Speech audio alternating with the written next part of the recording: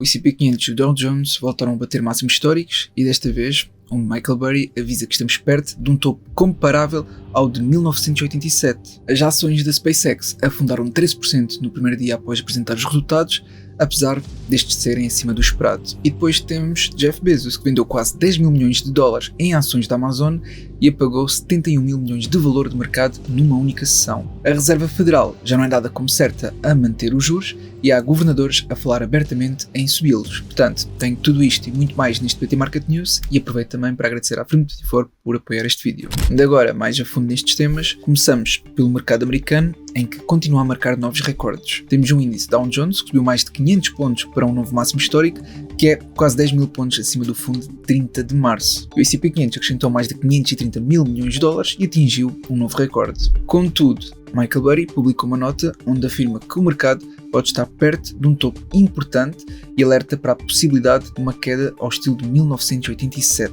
E a SpaceX apresentou os primeiros resultados desde a entrada em bolsa e as ações caíram 13% no dia. A receita chegou aos 7,8 mil milhões de dólares contra os 6,81 que era esperados e um crescimento de 92% face ao ano anterior, com a Starlink já em 12 milhões de subscritores. O grande problema foram os gastos, que dispararam 6 vezes para 18,4 mil milhões de dólares, sobretudo em inteligência artificial. Ainda assim, Elon Musk tentou animar os investidores ao antecipar para 2030 a meta de 1 bilhão de dólares em receita anual. Além disso, quase 912 milhões de ações da SpaceX, detidas por trabalhadores e investidores iniciais, passam a poder ser negociadas, aumentando fortemente a oferta livre. O CEO da Amazon já vendeu perto de 10 mil milhões de dólares em ações através de 2 planos de negociação e a venda mais recente de 4,1 mil milhões apagou 71 mil milhões de valor de mercado numa só sessão, um dia depois da Amazon ter passado pela primeira vez os 3 bilhões. A última vez que Bezos vendeu uma fatia desta dimensão foi em maio de 2021, perto do pico do ciclo, tendo a Amazon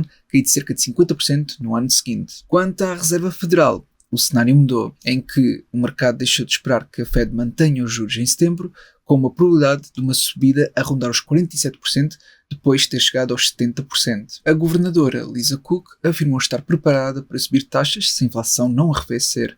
E outro governador defende que é a altura de começar a subir juros de forma gradual. Passando aos resultados da semana, a SpaceX foi o grande destaque, mas houve muito mais na frente da inteligência artificial e dos chips. Temos, por exemplo, a AMD, que apresentou receita a crescer 50% e vendas do segmento data centers a duplicar.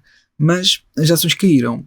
O negócio de data centers subiu 107% face ao ano anterior, embora a reação do mercado tenha sido negativa. A CEO da AMD minimizou o compromisso de Elon Musk de usar apenas chips da Nvidia, enquanto as ações da AMD acumulam mais de 130% de subida em 2026. As ações da Nvidia beneficiaram desse apoio, com Musk a dizer que a SpaceX vai construir a sua AI apenas com chips da Nvidia. A Palantir disparou 12% após um trimestre forte, com a receita comercial dos Estados Unidos a crescer perto dos 150%. Além disso, a empresa reviu em alta as previsões de receita. Aproveito também para partilhar que a Free24 tem uma nova funcionalidade que permite investir de forma recorrente com 0% de comissões em ETFs especificamente. Também tem outros instrumentos financeiros, como ações e obrigações, em bolsas como a Nasdaq e New York Stock Exchange, e várias ferramentas que permitem auxiliar na respectiva análise. Continuando nos resultados, a Block cortou 40% da força de trabalho por causa da inteligência artificial e os resultados sugerem que este investimento está a compensar. Um executivo disse que a empresa consegue lançar produtos de maior qualidade muito mais depressa. Por outro lado, a SanDisk caiu mais de 10%, apesar de resultados acima do esperado. A Figma também recuou, já que o investimento em agentes da AI exige investimentos pesados que pressionam as margens. A Uber caiu 5% depois de uma orientação fraca para o terceiro trimestre, apesar do crescimento de receita. Que a Uber quer investir 10 mil milhões de dólares para liderar a corrida dos táxis autónomos e isto pode custar caro. A Disney superou as estimativas de resultados com um crescimento nos parques e no streaming. A divisão de parques registrou receita recorde, apesar da quebra no turismo internacional aos Estados Unidos. A Disney estuda ainda um serviço de streaming gratuito com publicidade e diz ter esgotado os espaços publicitários do Super Bowl. A Eli Lilly superou facilmente as estimativas e reviu em alta as previsões.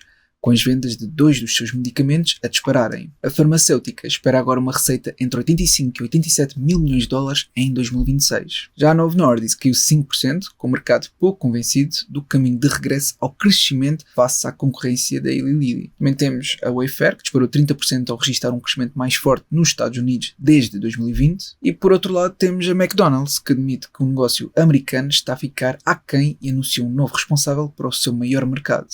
As ações da McDonald's já perderam mais de 11% este ano. A Circle subiu 9% no pré-mercado, depois de um trimestre com lucro e revisão em alta das previsões. A empresa teve um lucro superior a 48 milhões de dólares, com a moeda estável USDC em circulação e a subir de 19% para 73,3 mil milhões. Já a Pinterest caiu com uma orientação de vendas pouco forte. Já a Pfizer superou as estimativas e subiu a base da previsão de receita. A Merck reviu em alta a receita, mas cortou a previsão de lucro devido aos encargos de uma aquisição. E a Alphabet, dona da Google, caiu com a saída de mais um executivo-chave de AI. Ou seja, Jeff Dean, que é cientista-chefe e um dos primeiros empregados da Google, sai para fundar a sua própria empresa. Entretanto, a Anthropic confirmou que está a construir chips próprios para correr o cloud de forma mais rápida e eficiente. E a Meta lançou o seu primeiro agente de programação com AI, que é o Muse Code, para rivalizar com o Cloud Code e o Codex da OpenAI. No campo macroeconómico, os dados de emprego dos Estados Unidos voltaram a ficar fracos, em que as vagas de emprego caíram 178 mil em junho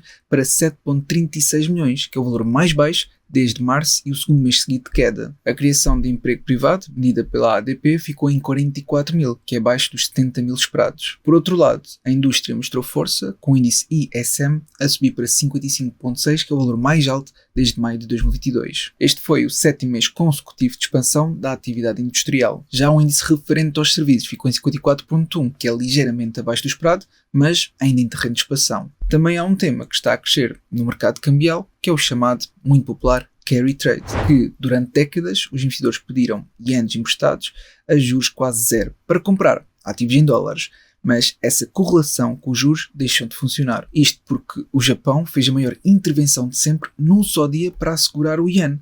Isto foram cerca de 8,45 bilhões de ienes. O Tesouro americano quer ainda comprar entre 5 a 10 mil milhões de dólares em ienes, num movimento que ameaça a destabilização do mercado da dívida pública. Já na geopolítica, o petróleo está no centro das atenções por causa do Estreito de Hormuz. O Brent recuou de 94 para menos de 83 dólares na semana, com esperanças de um acordo para reabrir o estreito. Os lucros das petrolíferas dispararam, com 5 grandes companhias ocidentais a caminho de cerca de 44 mil milhões de dólares no segundo trimestre. A Saudi Aram, que viu o lucro subir 33% no trimestre, apoiada nos preços mais altos causados pela guerra do Irão. A BP mais que duplicou o lucro para 5,73 mil milhões de dólares, mesmo com Trump a criticar as petrolíferas por ganharem demasiado dinheiro. Nas criptomoedas, a Rússia deu um passo grande na regulação, em que Putin assinou a primeira lei abrangente de criptomoedas do país, que legaliza a negociação regulada a partir de 1 de setembro. Só as moedas mais líquidas, como o Bitcoin, Ethereum e o USDT,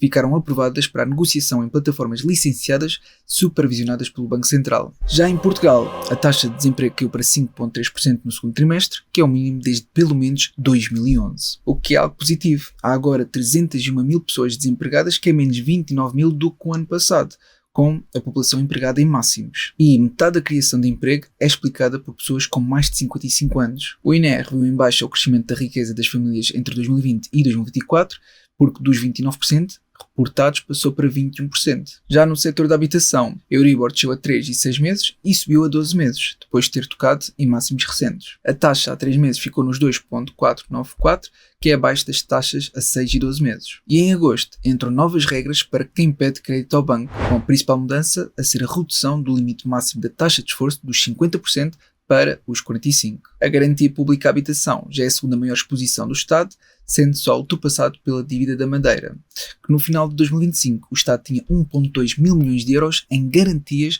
ligadas ao crédito para a aquisição da primeira habitação própria permanente. Já os novos certificados do Tesouro captaram quase 300 milhões de euros no primeiro mês, atraindo 8.300 ferradores. Por outro lado, o ministro da Economia defendeu que Portugal está receptivo a acolher imigrantes, criticando as portas encancaradas. Por outro lado, os imigrantes com condições para trabalhar entram com facilidade. As reclamações de investidores à CMVM subiram 9,4%, com o regulador a dar razão a mais de um terço dos queixosos. E por fim, Rui Rio criticou o capitalismo que agrava a desigualdade, ao comentar os lucros anunciados pelos maiores bancos portugueses. Portanto, isto é tudo o que eu tinha para partilhar por este PT Market News. Eu realmente espero que tenha sido útil. Se foi, não te esqueças de colocar um gosto para apoiar e até uma próxima.